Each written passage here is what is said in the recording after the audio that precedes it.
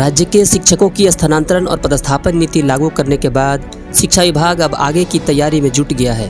शिक्षकों के तबादले सॉफ्टवेयर से होंगे, इसे लेकर विभाग के संबंधित पदाधिकारियों के बीच सॉफ्टवेयर बनाने पर मंथन शुरू हो गया है।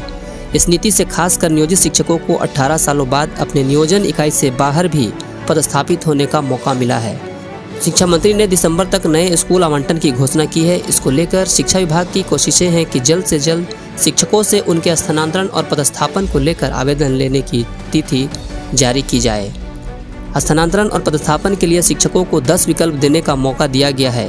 हालांकि शिक्षकों को स्कूल का विकल्प नहीं देना है। कोई भी शिक्षक नई नीति के अनुसार जिला, अनुमंडल, प्रखंड, पंचायत और नगर निकाय का विकल्प दे सकते हैं। कौन शिक्षक किस स्कूल में जाएंगे, इसका आवंटन सॉफ्टवेयर के माध्यम से होगा।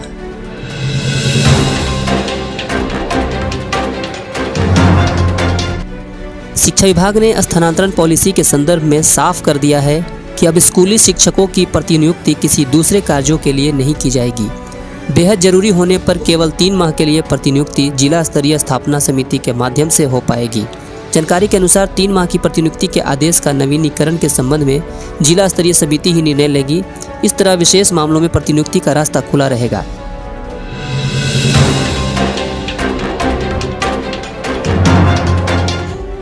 केंद्रीय माध्यमिक शिक्षा बोर्ड यानी CBSE ने सभी स्कूलों को अभी से ही विद्यार्थियों को बोर्ड परीक्षा की तैयारी कराने का निर्देश दिया है। बोर्ड ने कहा है कि स्कूल संचालक NCERT पुस्तक से आधारित प्रश्नों से ही विद्यार्थियों को अभ्यास कराएं। परीक्षा में प्रश्न पत्र का पैटर्न NCERT पर ही आधारित होता है। निर्देश में सभी प्राचार्यों को स्कूलों में NCERT की पुस्तकों से पढ़ाने के साथ ही दिए गए सवालों को हल कराने की भी सलाह दी गई है।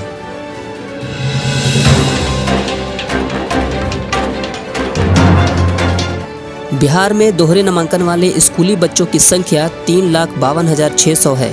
इससे शिक्षा विभाग को सालाना औसतन 70 करोड़ रुपये का नुकसान हो रहा है। दरअसल DBT का लाभ लेने के लिए जिले के सरकारी के साथ साथ निजी स्कूलों में ऐसे बच्चों का नाम दर्ज कराया गया है।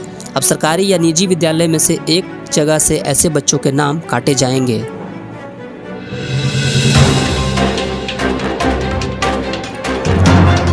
केंद्रीय माध्यमिक शिक्षा बोर्ड ने स्कूलों में विद्यार्थियों की 75% उपस्थिति को लेकर निर्देश दिया है। बोर्ड ने कहा है कि एक बार जब स्कूल बोर्ड को 75% से कम उपस्थिति के मामले का रिकॉर्ड भेज देगा तो फिर उसमें स्कूल की ओर से कोई बदलाव नहीं किया जा सकेगा। 75% से कम उपस्थिति रहेगी। वैसे विद्यार्थियों को 10वीं और 12वीं के बोर्ड परीक्षा में शामिल नहीं होने दिया जाएगा।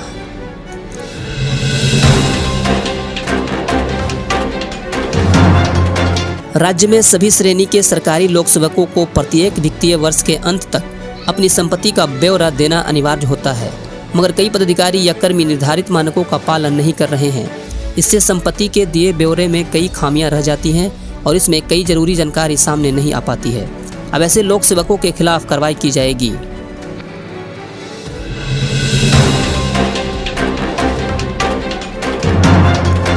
मैट्रिक व इंटर की वार्षिक परीक्षा 2025 की कॉपियों के मूल्यांकन के लिए शिक्षकों की डायरेक्टरी बिहार बोर्ड ने अपडेट करने को कहा है। सभी स्कूलों को 30 अक्टूबर तक शिक्षकों की डायरेक्टरी ऑनलाइन अपडेट करने का निर्देश दिया गया है। स्कूलों को यह सख्त निर्देश दिया गया है कि किसी भी परिस्थिति में मृत, सेवानिवृत्त, स्थानांतरित शिक्षक और काली सूची में शामिल शिक्षकों का नाम अपडेट ना हो। फरवरी 2025 में सेवानिवृत्त होने वाले शिक्षकों का भी नाम इसमें अपडेट करने से बोर्ड ने मना किया है। इसके अलावा विषय से भिन्न शिक्षकों का भी नाम लिस्ट में शामिल ना हो। यदि ऐसे शिक्षकों का नाम लिस्ट में मिलता है तो इसके लिए स्कूल प्रधान पर अनुशासनिक कार्रवाई की जाएगी।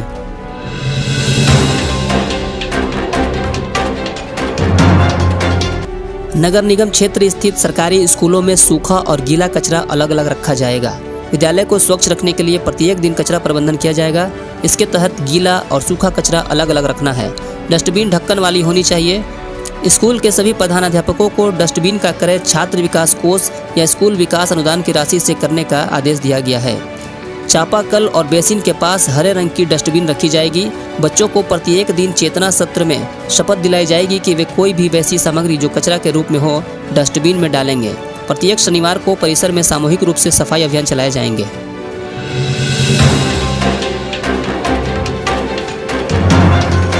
राज्य में संचालित सभी प्रारंभिक एवं माध्यमिक उच्च माध्यमिक विद्यालयों की नवंबर से रैंकिंग होगी। इसको लेकर अभी से तैयारी शुरू कर दी गई है।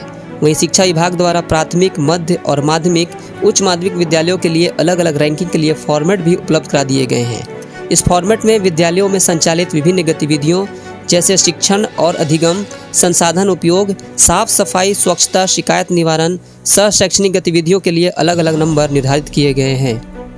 जानकारी के अनुसार विद्यालय में विद्यार्थियों के शैक्षिक उपलब्धि के साथ साथ उनके सामाजिक और भावनात्मक व्यवहार को देखते हुए विद्यालयों की रैंकिंग होगी।